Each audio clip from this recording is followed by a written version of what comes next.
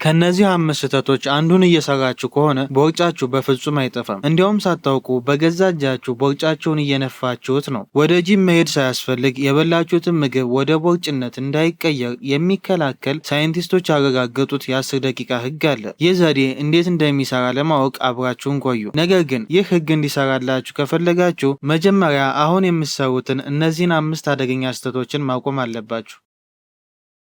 ብዙዎቻችሁ ቦርጭ ለማጥፋት ስታስቡ መጀመሪያ ወደ አእምሯችሁ የሚመጣው ምንድን ነው? እርግጠኛ ነኝ ሴታፕ ወይንም የሆድ እንቅስቃሴ ነው። በየቀኑ የሆድ እንቅስቃሴዎችን እየሰራን ለምንድን ነው ቦርጫችን የማይቀንሰው ብላችሁ ተጨንቃችሁ ይሆናል። እንዲያውም የሚገርመው ነገር የሆድ እንቅስቃሴዎችን ማድረጋችሁ ቦርጫችሁ ይበልጥ እንዲወጣ ሊያደርገው ይችላል። ለምን መሰላችሁ? በአካል ብቃት ሳይንስ ውስጥ ስፖርት ሪዳክሽን የሚባል ጽንሰ ሀሳብ አለ። ይህ ማለት አንድን የሰውነት ክፍል ብቻ ለይቶ ስቡን ማጥፋት ማለት ነው። ነገር ግን ሳይንሱ ነገን ይሄ ነገር የማይቻል መሆኑን ነው። ለምሳሌ የሆድ እንቅስቃሴ ስትሰሩ ሰውነታችሁ ለዛ እንቅስቃሴ የሚያስፈልገውን ኃይል የሚያገኘው ከሆዳችሁ ላይ ካለው ስብ ብቻ አይደለም። ይልቁንም ከመላው የሰውነታችሁ ክፍሎች ከእጅ፣ ከእግር፣ ከፊት ላይ ካለ ስብ ጭምርም ነው። ይህንን በደንብ ላስረዳችሁ። ሆዳችን 2 ዋና ዋና ክፍሎች አሉት። አንደኛው በውስጥ በኩል ያለው ጡንቻ ሲሆን፣ ሁለተኛው ደግሞ በጡንቻችሁ ላይ የተደረበው ስብ ነው። እናንተ በየቀኑ የሆድ እንቅስቃሴ ስትሰሩ በውስጥ በኩል ያለው ጡንቻችሁ ይጠነክራል፣ ይገነባል።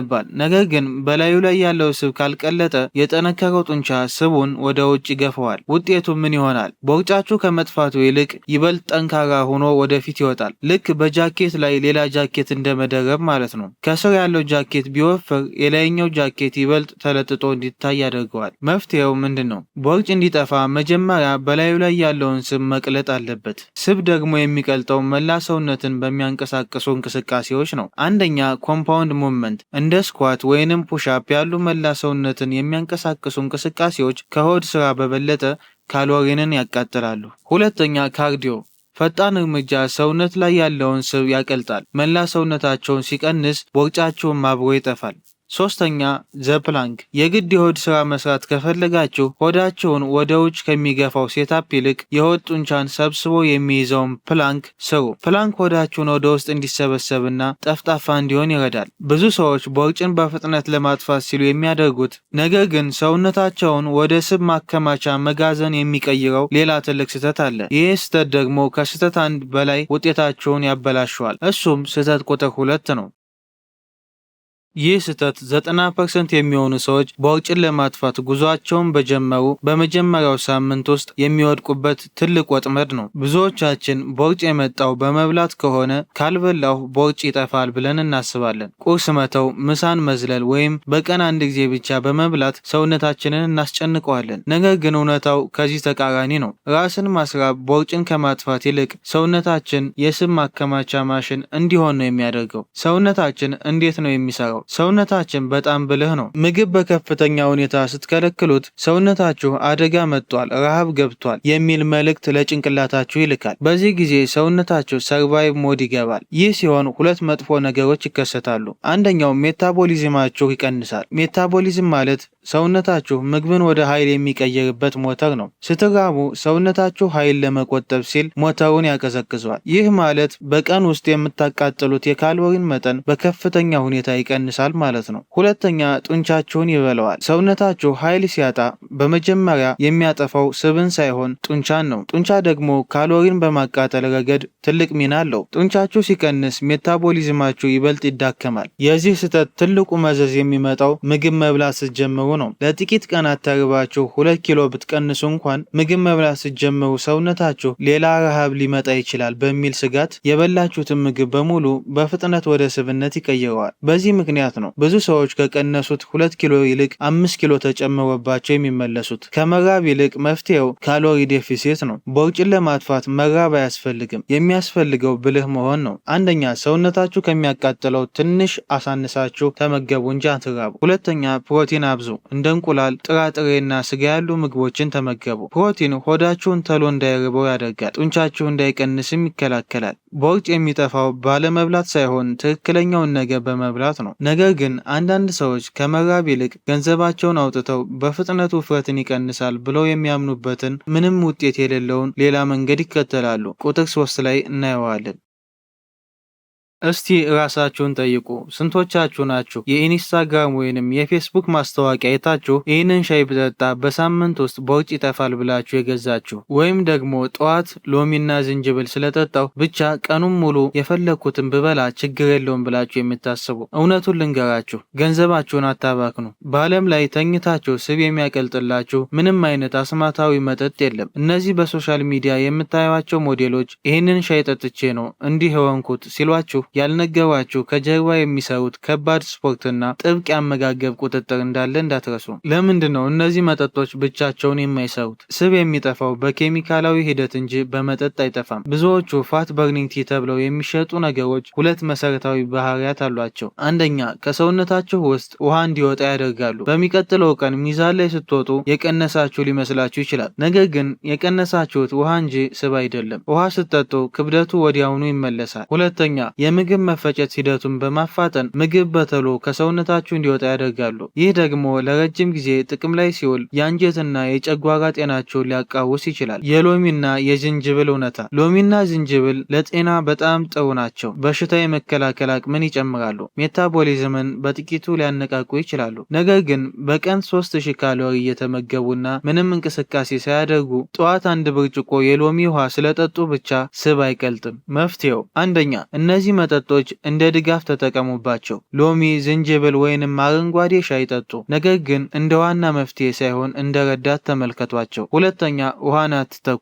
ምንም አይነት ውድ ሻይ ከንጹህ ውሃ የተሻለ ሜታቦሊዝምን አያፋጥንም። በቀን ከ2 እስከ 3 ሊትር ውሃ መጠጣት በራሱ ስብን ለማቃጠል ትልቅ እገዛ አለው። ሶስተኛ፣ እውነታውን ተቀበሉ። በሳምንት ውስጥ ለዓመታት ያጠራቀማችሁትን ቦርጭ የሚጠፋበት አቋራጭ መንገድ የለም። ውጤቱ የሚመጣው በጽናትና በትክክለኛ መንገድ ብቻ ነው። ማስታወቂያዎች የሚሸጡላችሁ ተስፋ ነው፣ ውጤት ግን የሚመጣው ከስራ ነው። እነዚህ መጠጦች እንደ ዋና መፍትሄ አለመቁጠር ጥሩ ጅምር ነው። ነገር ግን የምትጠጡት ነገር ብቻ ሳይሆን ከበላችሁ በኋላ የምታደርጉት ነገር ቦርጫችሁ ላይ የሚፈጥረው ተጽዕኖ እጅግ ከፍተኛ ነው። ለዚህ ነው ቅድም የነገርኳችሁ የ10 ደቂቃ ህግ ጨዋታ ቀያሪ የሚሆነው። ይህንን ህግ ቆየት ብለን የምናየው ይሆናል። ከዚያ በፊት ግን አንድ ወሳኝ ነገር አለ። ብዙዎቻችሁ ቦርጭ ያመጣል ብላችሁ ስትሸሹት፣ እሱ ግን ለቦርጭ መጥፋት ቁልፍ እንደሆነ ብነግራችሁ ታምናላችሁ? አሁን ምን እንደሆነ እንመልከት።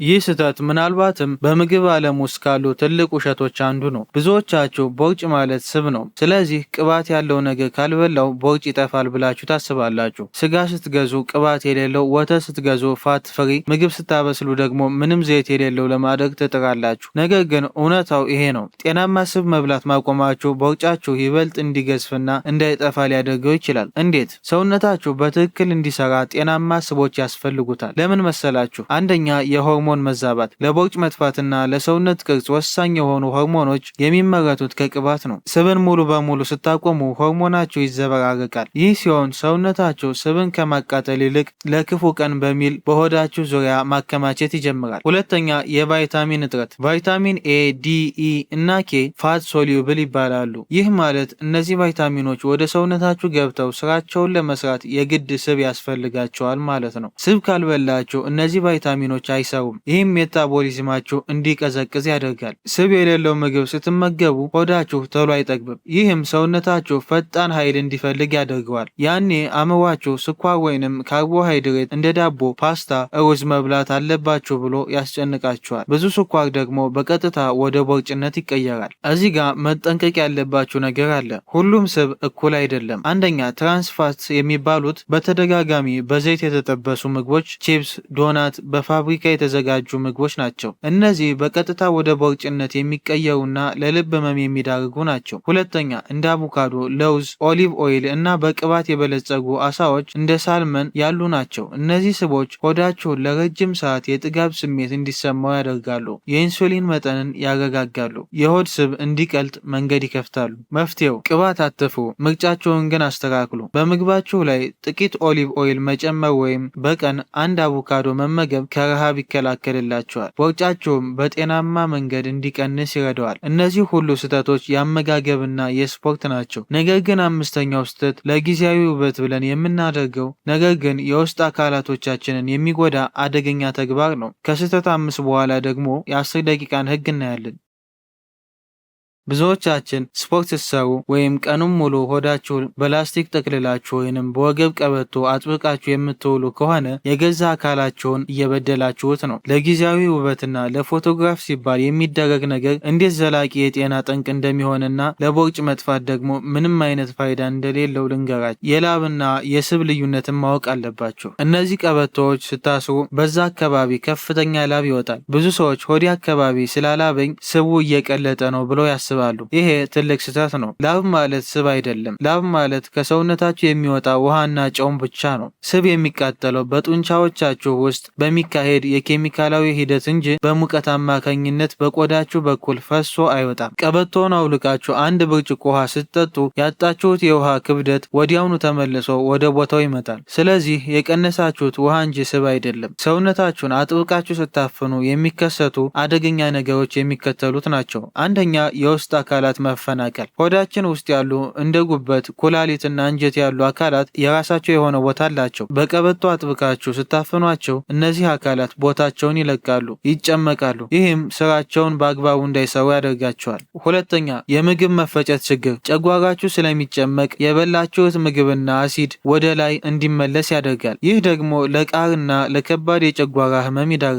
ሶስተኛ፣ የመተንፈሻ አካላት መጥበብ። ሳምባችሁ በቂ አየር እንዳይቀበል ስለሚያደርገው በቂ ኦክስጅን ወደ ደማችሁ አይገባም። ኦክስጅን ከሌለ ደግሞ ስብ ሊቀልጥ አይችልም። ምክንያቱም ስብ የሚቃጠለው በኦክስጅን አማካኝነት ነው። አራተኛ፣ የጡንቻ መዳከም። ሆዳችሁ ቀበቶ እንዲደግፈው ስታደርጉ የሆድ ጡንቻችሁ መስራት ያቆማል። እኔ ማልሰራ ከሆነ ቀበቶ ይደግፈኛል ብሎ ስለሚያስብ ጡንቻችሁ ይላላል። ቀበቶውን ስታወልቁት ቦርጫችሁ ይበልጥ ተንጠልጥሎ እንዲታይ የሚያደርገው ይሄ ነው። መፍትሄው ተፈጥሯዊውን መንገድ ተከተሉ። አካላችሁ እንዲተነፍስ ፍቀዱለት። የበላችሁትን ምግብ ወደ ቦርጭነት እንዳይቀየር የሚከላከልና ሳይንቲስቶች ያረጋገጡት አንድ ድብቅ መሳሪያ አለ። እሱም የ10 ደቂቃ ህግ ነው። ምግብ ከበላችሁ በኋላ ለ10 ደቂቃ ብቻ ቀለል ያለ እርምጃ ተራመዱ። በደማችሁ ውስጥ ያለውን ስኳር ሰውነታችሁ ወደ ስብነት ከመቀየሩ በፊት ጡንቻችሁ ለኃይል እንዲጠቀሙ ያደርጋል። የ10 ደቂቃ ህግ በሚቀጥለው ቪዲዮ ትክክለኛውን መንገድ የቱ እንደሆነና ሌሎች ወሳኝ ነገሮችን ጨምሬ ያሳያችኋለሁ።